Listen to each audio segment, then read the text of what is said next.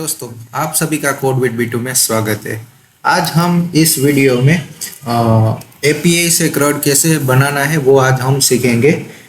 तो चलिए हम वीडियो को आगे बढ़ते। वीडियो में आगे बढ़ने से पहले कोड विद बी2 चैनल को आप सब्सक्राइब कर लीजिए ताकि आपको आने वाली वीडियोस की नोटिफिकेशन मिले और साथ ही में इस वीडियो को लाइक भी कर दीजिए। ठीक है, तो सबसे पहले हमें क्या करना होगा, हमें एक डेटाबेस बनाना होगा और डेटाबेस में साथ ही में हमें क्या एक टेबल्स बनाना होगा। तो हम क्या करेंगे कि एक डेटाबेस क्रिएट करते हैं। ठीक है, मैं यहाँ से ओपन कर लेता हूँ।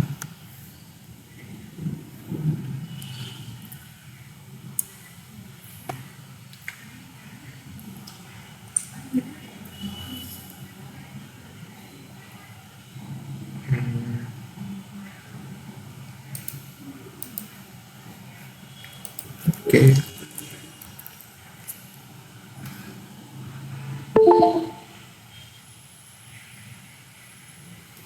ठीक, तो ये ओपन हो गया my SQL PHP my admin. ठीक है, यहाँ पर मैं एक डेटाबेस बना रहा हूँ, जैसे कि अभी बना देता हूँ API DB। ठीक है, यहाँ पर API DB नाम का एक डेटाबेस बना है। ठीक है, इस डेटाबेस को मैं यहाँ पर ENV में ऐड कर दूंगा, यहाँ पर लारावेल की जगह पर। ठीक है, तो ये हमारा डेटाबेस बन चुका है। अभी क्या है कि हम एक टेबल को माइग्रेट करेंगे। तो माइग्रेशन में चले जाते हैं। ऑलरेडी ये यूज़र नाम का टेबल है। ठीक है, इसमें नेम, ईमेल, पासवर्ड और एक ऐड कर देता हूँ मोबाइल नंबर। ठीक है, मोबाइल नंबर।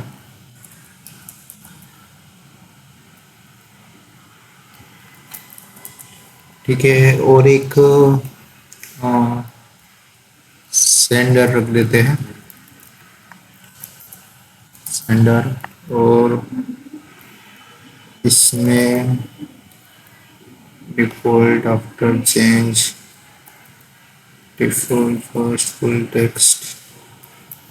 ठीक है, इसकी साइज यहाँ पर डाल देते हैं 6 डाल देते हैं, लेंथ। ओके,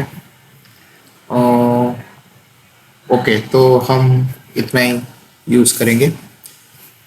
फिर मैं इसको माइग्रेट कर देता हूँ, PHP artisan migrate.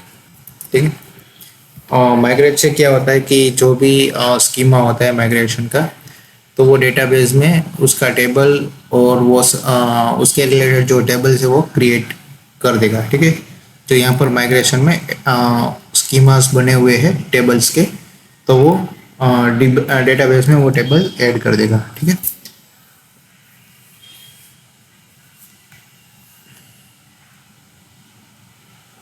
Migration run हो रहा है। ठीक है,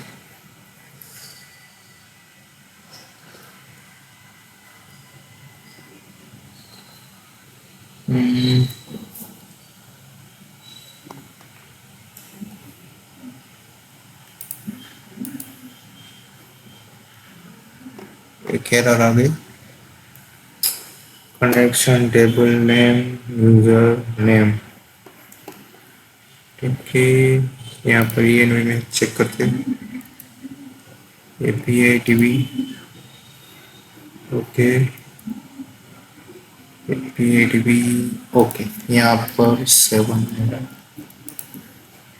DB पोर्ट रॉन्ग था। ये देखो माइग्रेट हो चुका है। और आपको यहाँ पर DB पोर्ट चेंज करने की ज़रूरत नहीं, मैंने चेंज किया था इसलिए। ओके, तो अभी यहाँ पर जैसे मैं स्ट्रक्चर पर क्लिक करूँगा तो हमारे वो जो भी टेबल्स थे बाय डिफ़ॉल्ट वो क्रिएट हो जाएंगे। और यूज़र टेबल में हमने जो चेंजेस किए थे, मोबाइल नंबर और सेंडर ऐड कर दिया था। ठीक है, तो वो यहाँ पर ऐड हो चुका है। ओके, तो सबसे पहले हम क्या करेंगे, सबसे पहले हम क्रिएट करेंगे, मतलब हमारे पास यूज़र का डेटा नहीं है। तो सबसे पहला जो होगा वो क्रिएट के रिलेटेड होगा, मतलब हम स्टोर करवाएंगे, इंसर्ट करवाएंगे यूज़र का डेटा जो API से हम पुट करवाएंगे। ठीक है, API से हम जो इनपुट करवाएंगे वो यहाँ पर स्टोर होगा। ठीक है, तो सबसे पहले मैं एक मॉडल बना लेता हूँ। पहले चेक कर लेता हूँ कि यूज़र मॉडल है कि नहीं। आई थिंक होगा, ये यूज़र मॉडल है। कंट्रोलर में ओके, ठीक है। तो अब मैं डायरेक्ट कंट्रोलर ही बना देता हूँ। PHP artisan make controller. हमें वेब कंट्रोलर और एपीआई कंट्रोलर दोनों एक अलग फोल्डर में रखना है। जैसे कि हम एपीआई के रिलेटेड बना रहे, तो हम एक एपीआई का फोल्डर बनेंगे और उसमें वो कंट्रोलर बनेंगे।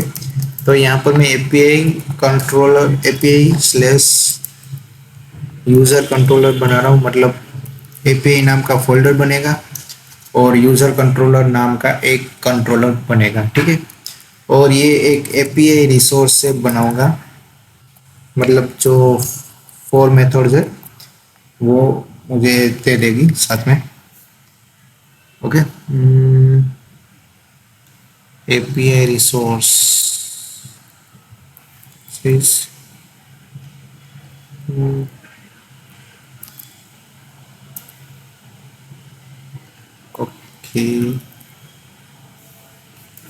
चेक कर लेता हूँ।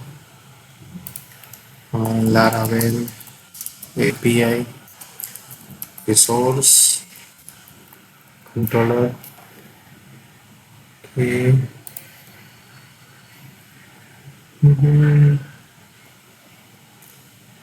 Accept all cookies. ओके, सिर्फ हमें यहाँ पर एपीआई लिखना है। ओके,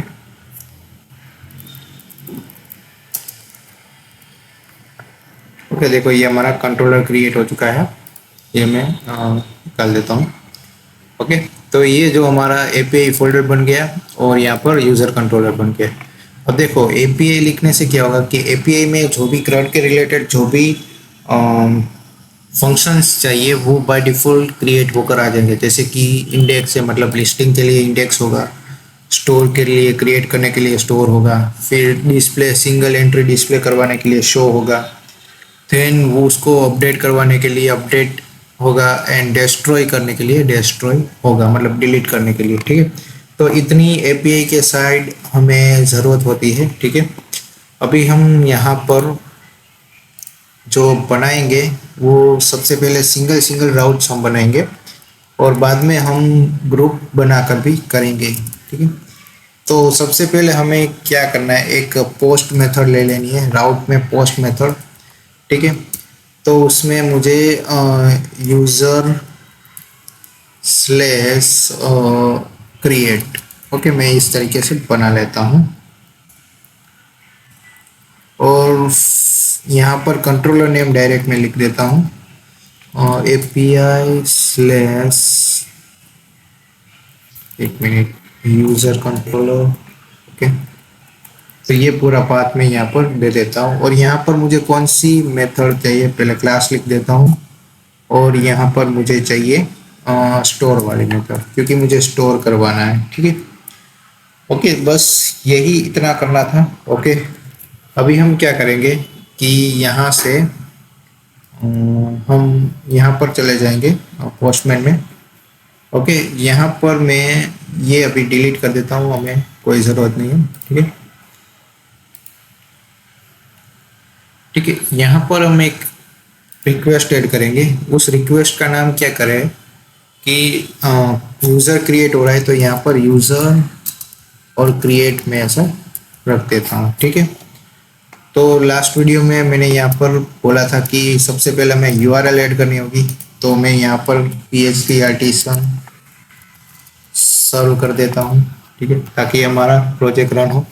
तो ये जो URL हमें मिली है, ठीक है, ये URL हम कॉपी कर लेंगे। इसको कॉपी कर लिया हमने और यहाँ पर पेस्ट करेंगे।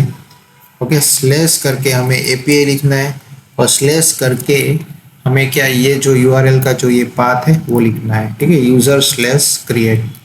ओके, तो इतना हमें रखना है। मेथड यहाँ पर क्या कौन सी होगी, पोस्ट मेथड हमने क्रिएट की है और हमेशा डेटा इंसर्ट करने के लिए पोस्ट मेथड ही यूज़ होगी, ना कि गेट मेथड। ठीक है, तो यहाँ पर मैं पोस्ट मेथड को सिलेक्ट कर देता हूँ। ओके, तो ये हमारा इतना हो चुका है। ओके, हम बॉडी में अभी कुछ नहीं भेज रहे। ओके, अभी हम सेंड करेंगे तो सेंड होगा, लेकिन कुछ रिस्पॉन्स हमें नहीं मिलेगा। ठीक है, तो यहाँ पर सेंडिंग इसलिए हो रहा है क्योंकि यहाँ पर हम कुछ रिटर्न ही नहीं कर पा रहे। और यहाँ पर हमने कुछ रिटर्न स्टेटमेंट ही नहीं डाला है स्टोर में, तो वो क्या होगा कि पूरा वो रन होगा। ठीक है, कुछ रिटर्न नहीं होगा। ओके, तो हमें ये देखना हो कि यहाँ पर आ रहा है। तो देखो, एपीए का हम पूरा राउट समझते कि जब हम इस यूआरएल को कॉल कर रहे हैं, ठीक है, जब यहाँ से हम हिट कर रहे हैं यूआरएल को सेंड, तब ये यूआरएल मतलब ये जो राउट में आएगा वो सर्च करेगा कि ये यूआरएल किसके साथ अटैच है। तो वो यूज़र कंट्रोलर में स्टोर मेथड के साथ अटैच है। तो यहाँ पर हम डायरेक्ट स्टोर मेथड में चले जाते हैं। अभी देखो, मैं यहाँ पर सिंपल एक रिटर्न करूँगा, एक मैसेज दे दूंगा कि दिस इज स्टोर मेथड। ठीक है, स्टोर फंक्शन। ओके, ताकि हम चेक कर पाए कि क्या हमारा सही पाथ है कि नहीं। देखो, तो यहाँ पर देखो हमारा आ गया यहाँ पर टेक्स्ट। ठीक है, तो ये हमारी एपीआई सही से कॉल हो रही है और सही जगह पर कॉल हो रही है, मतलब जहाँ पर जाना चाहिए वहाँ पर ही जा रही है। ठीक है, अब नेक्स्ट स्टेप क्या है? नेक्स्ट स्टेप हमारा ये है कि हम यूज़र का डेटा इंसर्ट करवाएं। ठीक है, तो उसके लिए हम क्या करेंगे, यहाँ पर हम एक वेरिएबल बनाते हैं $यूज़र। ठीक है, यहाँ पर हम न्यू यूज़र करेंगे। ये यूज़र क्या नाम होगा? ये मॉडल का नेम होगा। ठीक है, हम एक नया यूज़र क्रिएट करना चाहते हैं, तो मेरी वीडियो में डिस्क्रिप्शन में मैं ऐड कर दूंगा कि हम टेबल में एंट्री किस तरह से कर सकते हैं, क्रिएट की मेथड कौन कौन सी यूज़ कर सकते हैं। तो देखो, यहाँ पर हमने एक मॉडल ऐड कर दिया है। मॉडल क्या काम करता है? वो एक ब्रिज की तरह काम करता है। मॉडल डेटाबेस के साथ कनेक्टेड होता है, मतलब डेटाबेस के जो रिलेटेड थिंग्स होती है उसके साथ वो कनेक्टेड होता है। तो जब आप कोई भी क्वेरी रन करते हो तो वो मॉडल के थ्रू आप रन करोगे। ठीक है, कंट्रोलर में बिजनेस लॉजिक होगा, जो भी लॉजिक ऑपरेशन होगा वो सब कुछ कंट्रोलर में होगा। और मॉडल में क्या हम लिख सकते हैं कि एक्सेसर म्यूटेटर बना सकते हैं, या तो कोई फील्ड यूज़ कर सकते हैं, मेटाएबल यूज़ कर सकते हैं। ये सभी चीज़ें हम मॉडल्स में यूज़ कर सकते हैं। ठीक है, तो यहाँ पर अभी प्रोटेक्टेड फिलेबल है, वो मैं निकाल देता हूँ, उसकी जगह पर गार्डेड यूज़ करता हूँ। देखो, गार्डेड होता है वो क्या, ब्लैक लिस्ट होता है, और फिलेबल क्या होता है, वाइट लिस्ट की तरह काम करता है। जैसे हम मोबाइल में ब्लैक लिस्ट और वाइट लिस्ट करते हैं, फिलेबल में क्या होता है कि उतनी ही चीज़ों को वो एक्सेप्ट करेगा, दूसरी चीज़ों को एक्सेप्ट नहीं करेगा। और गार्डेड में क्या होगा, उसको इग्नोर करेगा। ठीक है, और जिस फील्ड को इग्नोर करवाना हो तो आप गार्डेड में लिख सकते हो। ठीक है, तो हमने ये लिख दिया। ओके, तो आईडी को इग्नोर करेंगे क्योंकि आईडी ऑटो इंक्रीमेंट है। ओके, देन हम क्या करेंगे कि यहाँ पर पहले हम चेक करवाते, तो मैं यहाँ पर लिख देता हूँ रिटर्न रिक्वेस्ट, $रिक्वेस्ट है। ठीक है, इसको भी मैं रिटर्न कर देता हूँ, मतलब रिस्पॉन्स में मैं अपना रिक्वेस्ट ही रिटर्न कर दूंगा। ठीक है, अभी मुझे यहाँ पर नेम चाहिए, मोबाइल नंबर चाहिए, और ईमेल चाहिए, पासवर्ड चाहिए। ठीक है, तो वो मुझे यहाँ पर स्टोर करवाना है, जेंडर को स्टोर करवाना है, ये सभी चीज़ों को स्टोर करवाना है। तो मुझे वो रिक्वेस्ट कहाँ से भेजनी होगी? ठीक है, वो पैरामीटर्स कहाँ से ऐड करने होंगे? तो वो हम पोस्टमैन में जाएंगे। पोस्टमैन में यहाँ पर फॉर्म डेटा में हम यहाँ पर आ जाते हैं। ठीक है, तो जो भी फील्ड हमें इंसर्ट करवानी है, जैसे कि name field, mobile number, gender, email, then password, तो इतनी फील्ड क्या है कि हमें एंट्री करवानी है। तो पहले मैं यहाँ से ये कॉपी करता हूँ। ठीक है, ध्यान रहे कि पैरामीटर्स में नहीं पास करना है, हमें बॉडी में पास करना है। बॉडी में हम यहाँ पर की में वो चीज लिखेंगे जो यहाँ पर कॉलम में है। ठीक है, तो मैं ये सभी अभी लिख देता हूँ। ठीक है, mobile number, gender, okay, then email and password. तो यहाँ से मैं इतनी चीजें कॉपी कर देता हूँ। ठीक है, दूसरी फील्ड को इग्नोर कर दीजिए। ये ईमेल वेरिफिकेशन, फॉरगेट पासवर्ड या लॉगिन के टाइम हम यूज कर सकते हैं रिमेंबर टोकन। और क्रिएटेड अपडेटेड जब इंसर्ट होता है या कुछ अपडेट होता है तब ये दोनों फील्ड का यूज होता है। ठीक है, और आईडी ऑटो इंक्रीमेंट की होती है। ओके, तो अभी देखो यहाँ पर मैं नेम में फॉर एग्जांपल बिट्टू लिख देता हूँ। ठीक है, मोबाइल नंबर में 760 ओके, जेंडर में मैं लिख देता हूँ। ओके, यहाँ पर bitu@gmail.com। ओके, पासवर्ड में 12345। ओके, तो इतनी चीजें हैं। अभी मैं जैसे सेंड करूंगा तो हमें रिटर्न में क्या डिस्प्ले होगा, रिटर्न में जो भी रिक्वेस्ट है वो डेटा पूरा हमें डिस्प्ले होगा। ठीक है, तो हम अभी सेव नहीं करवा रहे, सिर्फ रिक्वेस्ट को रिटर्न करवा रहे हैं कि जो भी हम डाल रहे हैं वो हमें यहाँ पर नीचे बॉडी में डिस्प्ले होगा। ठीक है, तो हम सेंड कर रहे हैं। तो देखो हमें नेम B2 मिल गया, 760 मोबाइल नंबर मिल गया, जेंडर मिल गया, ईमेल मिल गया, पासवर्ड मिल गया। मतलब जो रिक्वेस्ट में पास हो रहा है वो हम यहाँ पर गेट कर पा रहे हैं। फॉर एग्जांपल कि मैं यहाँ पर लिख देता हूँ श्रवण। ओके, यहाँ पर मैं श्रवण लिख देता हूँ। तो देखो यहाँ पर हमें श्रवण मिलेगा। अभी ये डेटा हमें क्या करवाना है, सेव करवाना है। ओके, तो इस डेटा को किस तरीके से सेव करवा सकते हैं, तो हम डायरेक्ट यहाँ पर क्या करेंगे कि एक एक फील्ड को ऐड करवाएंगे, या तो डायरेक्ट हम रिक्वेस्ट के ऊपर से ऐड करवाएंगे। ओके, तो अभी मैं क्या करूँगा कि यहाँ पर $user to name equal to $request to name। ठीक है, देखो अभी यहाँ पर कोई भी एंट्री नहीं हुई है, सिर्फ हमने वहाँ पर डिस्प्ले करवाया था। लेकिन अब हम एंट्री करवाएंगे, तो इसको मैं डी। ओके, तो यहाँ पर ये कॉपी कर लेता हूँ, यहाँ पर पेस्ट। ओके, एंड ये paste, copy, paste, copy,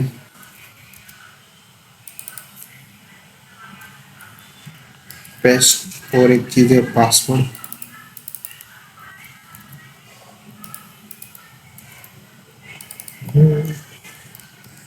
okay, ये पेस्ट हो गया। अभी भी यूजर सेव नहीं होगा। यूजर सेव करने के लिए आपको यहाँ पर यूजर और सेव लिखना पड़ेगा। ठीक है, सेव फंक्शन है तो यूजर का डेटा सेव करेगा। अभी यही यूजर का डेटा जो है वो मैं यहाँ पर पास करवाऊंगा। ठीक है, रिटर्न में वो यूजर का डेटा दिखाऊंगा कि हमने क्या एंट्री किया है। ठीक है, तो अभी जैसे मैं सेंड ऊपर क्लिक करूंगा तो यहाँ पर हमारी एक एंट्री गिर जाएगी। देखो अभी कुछ नहीं है। ओके, जैसे मैं सेंड हिट करूंगा तो देखो हमारी एक एंट्री ऐड हो गई। यहाँ पर आप देख सकते हो name, mobile number, gender, email और आईडी। ठीक है, पासवर्ड यहाँ पर इसलिए नहीं दिख रहा है क्योंकि यहाँ पर मॉडल में पासवर्ड को हिडन किया गया है। यहाँ पर हिडन किया गया। अगर पासवर्ड को हिडन नहीं करना है तो यहाँ से हम निकाल सकते हैं, लेकिन पासवर्ड हमेशा हिडन ही होता है। वो हमें कहीं पर भी दिखाने की, यहाँ पर रिस्पॉन्स में दिखाने की ज़रूरत नहीं होती है। तो अभी हम डेटाबेस में चेक करते हैं। यहाँ पर रिफ्रेश करूँगा तो देखो हमारी एक एंट्री हो गई है। ठीक है, और पासवर्ड बाय डिफ़ॉल्ट वो SHA-MD4 में हेज में कन्वर्ट हो जाता है। ठीक है, तो ये हमारा फर्स्ट ये प्रोग्राम कोड था जो हम क्रिएट करवा रहे थे। ठीक है, अभी और एक एंट्री कर देते हैं, जैसे कि यहाँ पर मैं B2 लिख देता हूँ। ठीक है, यहाँ पर 1 लिख देता हूँ, यहाँ पर B2 1 लिख देता हूँ। ठीक है, ओके, और यहाँ पर 6 लिख देता हूँ। ओके, तो ये मैंने एक एंट्री कर देता हूँ, सेंड। देखो यहाँ पर ID 2 आ गया, मतलब न्यू आईडी में क्रिएट हुआ। ठीक है, और यहाँ पर हम रिफ्रेश करेंगे तो और एक एंट्री बन गई। ठीक है, तो आप इस तरीके से हम करवा सकते हैं। अभी देखो यहाँ पर मुझे इस तरीके से जेसन नहीं चाहिए, हमें एक अच्छा जेसन फॉर्मेट चाहिए कि मुझे ID, name, mobile number, gender और एक मैसेज दिखाना है कि भाई user inserted successfully, user added successfully, ऐसा हमें मैसेज दिखाना है। तो हम क्या करेंगे, तो यहाँ पर यूज़र कंट्रोलर में जाऊँगा, जो यहाँ पर यूज़र पास कर रहे हैं वो मैं पहले निकाल देता हूँ। यहाँ पर मैं एक रिस्पॉन्स फंक्शन होगा। ठीक है, रिस्पॉन्स फंक्शन में मैं यहाँ पर जेसन ऐड करवाऊंगा, मुझे जेसन फॉर्मेट में भेजना है। ठीक है, तो यहाँ पर किस तरीके से हम भेजेंगे, यहाँ पर देखो मैं एक मैसेज लिख देता हूँ, मैसेज, और यहाँ पर मैसेज में मैं लिख देता हूँ यूजर्स। आई थिंक इस तरीके से नहीं होगा। ओके,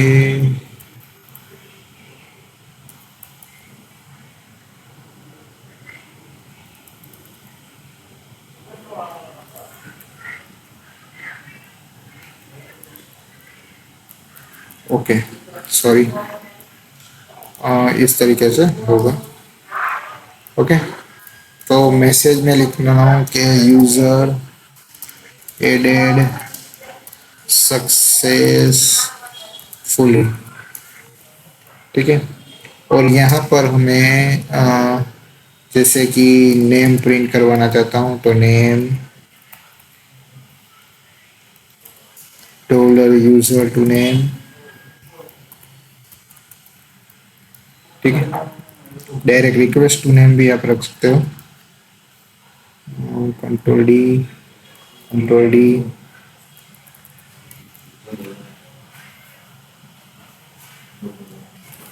यहाँ पर मोबाइल नंबर,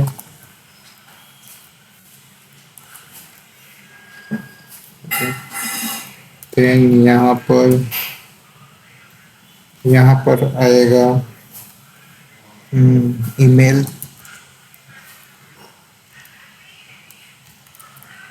देन मैं ऐड कर देता हूँ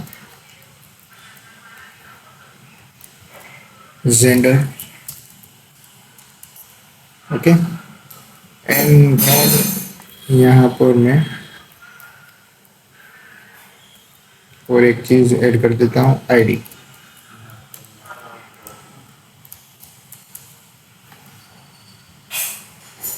ठीक, तो इस तरीके से मैं ऐड कर देता हूँ। अभी देखो यहाँ पर मैं जैसे ही सेंड क्लिक करूँगा तो ये रिस्पॉन्स पूरा चेंज हो जाएगा, जो हमने जो रिस्पॉन्स रखा है उस तरीके से रिस्पॉन्स हमें मिलेगा।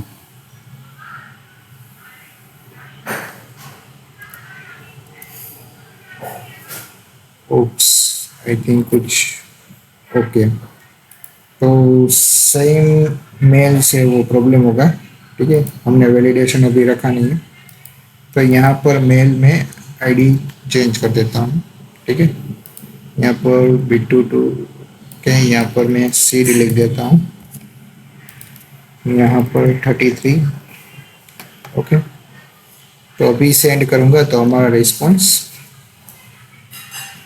देखो, सबसे पहले मैसेज आ गया, फिर आईडी आ गया, नेम आ गया, मोबाइल नंबर आ गया, ईमेल आ गया। ठीक है, जेंडर आ गया। तो इस तरीके से हम यूज़र की हम क्रिएट की एपीआई को कॉल करेंगे। ठीक है, तो अभी के लिए हम इतना ही रखते हैं। नेक्स्ट वीडियो में हम जितना भी यूज़र का डेटा है, मतलब यहाँ पर जो भी यूज़र का डेटा स्टोर हुआ है, जैसे कि यहाँ पर ये डेटा स्टोर हुआ है, तो वो सारा डेटा हम क्या करेंगे, डिस्प्ले करवाएंगे वहाँ पर।